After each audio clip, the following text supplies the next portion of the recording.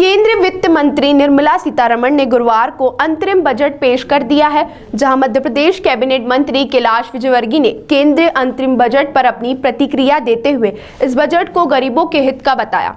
Cabinet मंत्री कैलाश विजयवर्गीय ने कहा है कि प्रधानमंत्री का फोकस गरीब कल्याण, महिला सशक्तिकरण, युवा और किसान, इन चारों वर्गों को इस बजट ने प्रभावित किया है।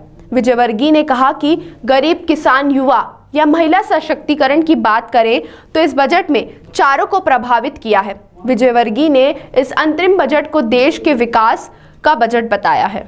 कैलाश विजयवर्गीय ने कहा कि देश के प्रधानमंत्री नरेंद्र मोदी ने राम मंदिर प्राण प्रतिष्ठा के समय कहा कि हमें अभी से 1000 साल के बाद के देश के बारे में भी सोचना है, और इस बजट में आप देखेंगे कि 2047 जब भारत की आजादी की शताब्दी पूरी होगी, उस वक्त का बजट बनाया है। कुल मिलाकर केंद्रीय अंतिम बजट को कैबिनेट मंत्री कैलाश विजयवर्गीय ने दूरगामी बजट बताते हुए कहा कि इस बजट में गरीब वर्ग के लिए बड़ा प्रावधान किया गया है। वहीं ज्ञानव्यापी मामले को लेकर कैलाश विजयवर्गीय ने कहा कि यह बहुत स्पष्ट है कि इतिहास में बहुत सी चीजें लिखित नहीं है, लेकिन 1000 से अधिक मंदिरों में मूर्तियां व मंदिर मुगलों द्वारा तोड़कर उन्हें लूटा था, क्योंकि पहले हमारे यहाँ मंदिर में ही खजाना होता था और इसलिए मुगलों ने मंदिरों को तोड़कर लूटा, और इतिहास इस बात का साक्षी है। सर वहाँ पे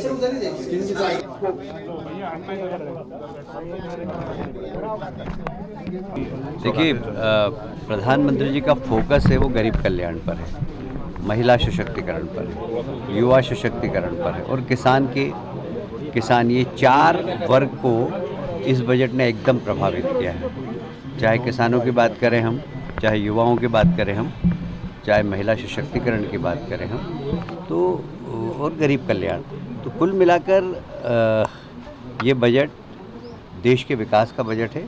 और जैसा प्रधानमंत्री जी ने कहा जब राम मंदिर के प्राण प्रतिष्ठा के दिन कि हमें 1000 साल के बाद के देश के बारे में भी सोचना है अभी से, तो ये बजट में आप देखेंगे कि 2047 जब शताब्दी पूरी होगी हमारी स्वतंत्रता की, उस वक्त का ध्यान रखते हुए बजट बना है।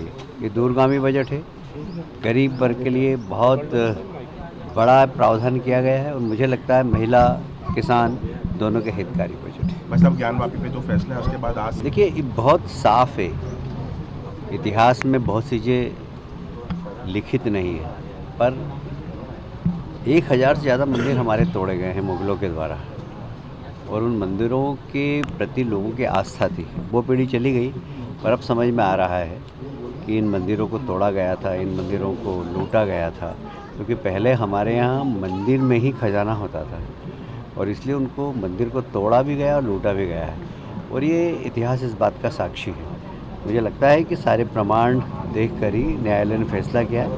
इससे एक देश में वो लोग जो भगवान के प्रति आस्था रखते हैं उनमें बहुत प्रसन्नता है। सोरेन की गिरफ्तारी पर इंडिया गठबंधन का रिएक्शन आया, कह रहे हैं कि बीजेपी के वॉशिंग मशीन से जो निकलता है वो चमकदार, बाकी सब दागदार। इंडिया गठबंधन बचा कहाँ है अब, उसके संयोजक तो भाजपा के साथ सरकार बना रहे हैं। एक महत्वपूर्ण जो आपने ओवरब्रिज के लिए कहा था, वैसा वो 15 महीने की मियाद है, उसमें का काम कब तक क्या शुरू होना, क्या जल्दी चालू कर रहे हैं, हम लोग बैठ भी रहे हैं। ठीक है, थैंक यू।